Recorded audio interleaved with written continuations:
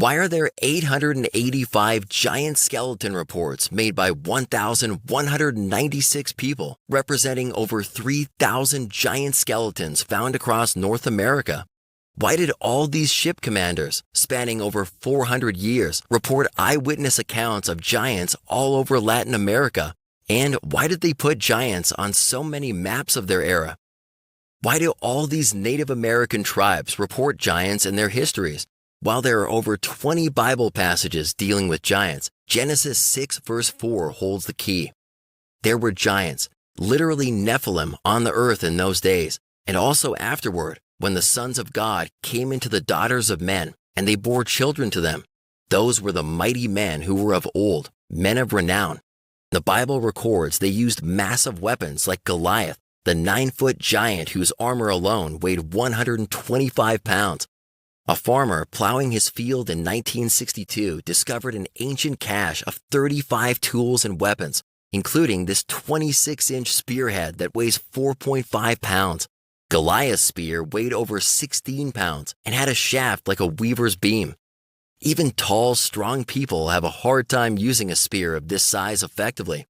These weapons were found just miles from where David fought Goliath, also close to the capital city of King Og, the giant who had a bed that was 14 feet long by 6 feet wide.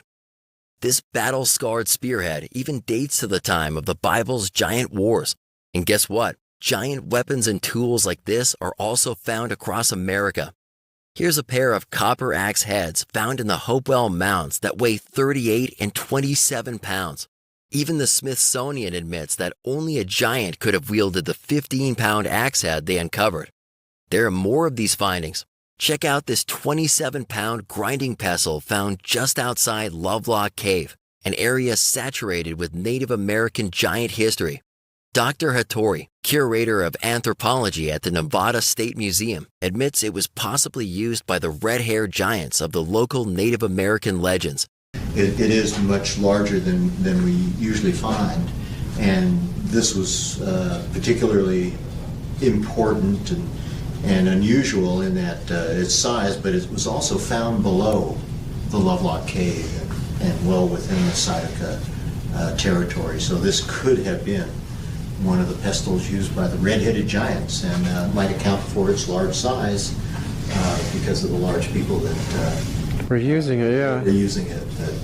Who knows? Josephus, leading historian of the 1st century, says these giants were surprising to the sight and terrible to the hearing. Captain John Smith, who encountered 60 giants, said their voices seemed like they were coming from out of a vault or cave, as an echo.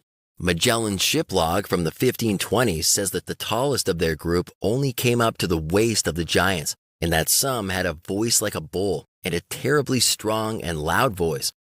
How could they know what their voices were like if they did not walk among them? Early church fathers and historians like Justin Martyr, Irenaeus, St. Ambrose, Clement of Rome, and Tatian also report the Nephilim were the offspring of angel-human relationships. Ancient extra-biblical texts like the Book of Enoch, the Book of Giants, the Book of Jubilees, the Book of Sirach, and even the Chronicle of the Ancient Britons all chime in with the same consistent story about the giants, the Nephilim. We scoured through centuries of newspaper databases, Smithsonian reports, and other sources to build a database of giant skeletons in America. The result?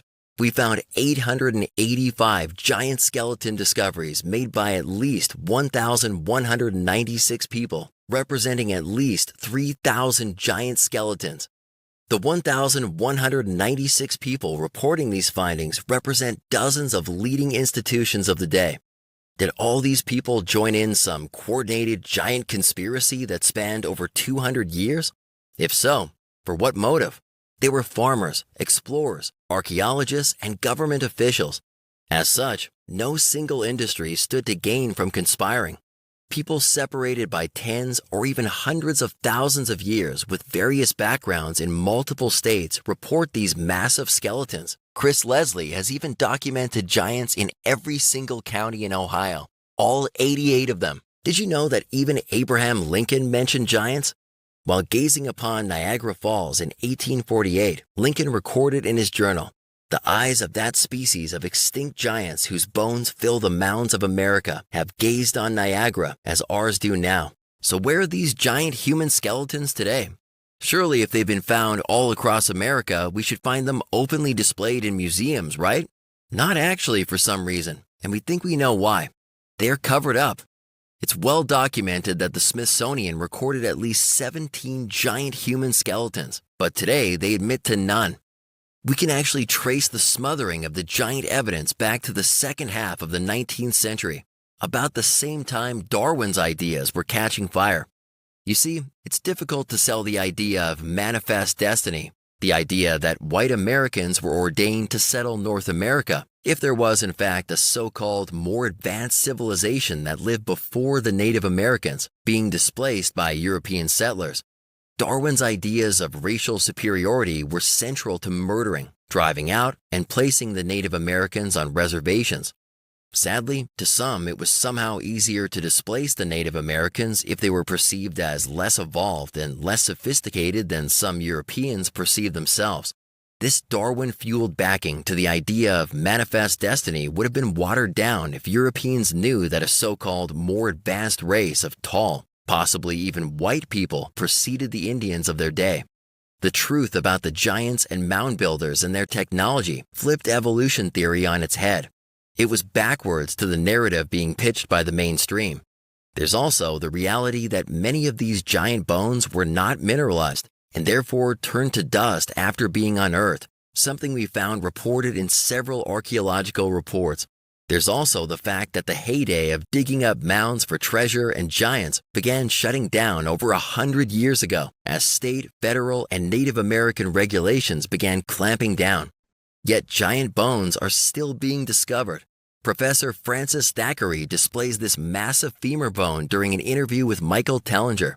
They estimate the bone was from a human about twice the normal size, or about 12 feet tall.